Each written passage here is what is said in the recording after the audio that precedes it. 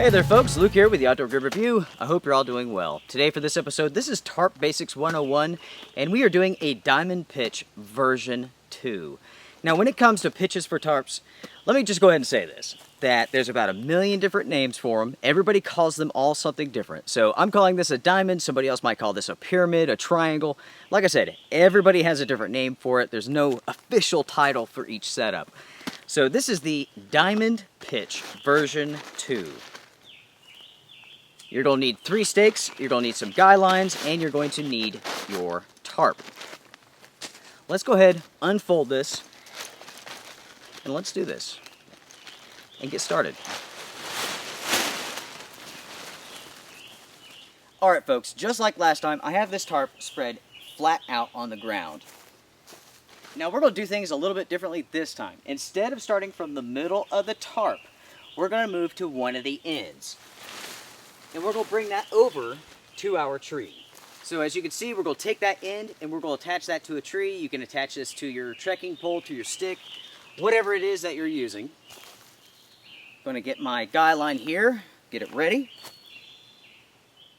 There we go. Attach 2 pieces together. Now I'm going to come over here to my tree, get a rough idea of where I want to put it. And right now this is just going to be very loosely done. We'll make all of our adjustments later. That looks pretty good. Now we're going to bring our tarp up.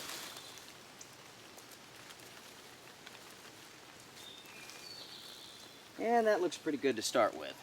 Alright, now that we have one point attached to the tree, we're going to go down to the bottom, to the opposite side, and we're going to loosely stake this out. We're going to put some tension on our shelter here.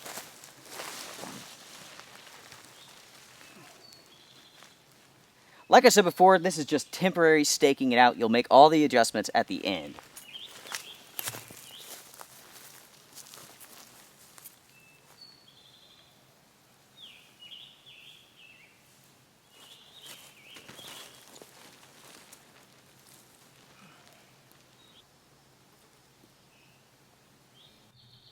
So as you guys can see there, that is a diamond pitch. Now we're going to go ahead and tighten up all of the guy lines. We're going to make sure that it's securely fastened to the tree. I like the angle. I also like the amount of space that I have underneath this. I mean, as you can see there, you can easily sprawl out with your gear, stay nice and dry from the weather. And of course, if you need to, you could always lower this down if it really gets nasty. Okay, so we'll make our final adjustments, make sure everything's nice and taut. Yeah. Now, as I mentioned in my previous video when we were talking about the tarp setup, you want to make sure that you have your stakes a good distance away from the actual tarp itself. That way, when you make adjustments, you don't have to move your stake. Also, if the weather comes in, you have to make some more adjustments, you don't have to move the stakes. All you have to do is shorten the line.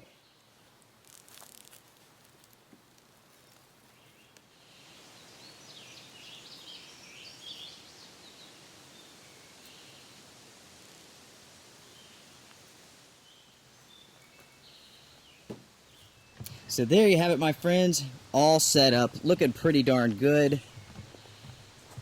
It's a very windy day, and as you can see there, it's really solid. It's not fluttering around too much.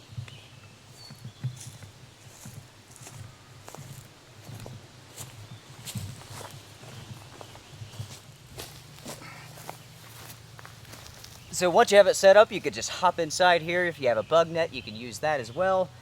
Man, talk about some good sleeping, some awesome airflow. And like I said, I mean, you can sleep long ways. If you have to, you can scoot down towards the bottom, depending on the size of your tarp, of course. But, oh yeah, you could be secure and safe from the weather and the conditions. Be very, very comfortable. So my friends, there you have it. That is Tarp Basics 101, the Diamond Pitch version 2. And of course, there's a version 3 and a 4 and so on and so forth. And like I also said at the very beginning, the pitches, they all have different names.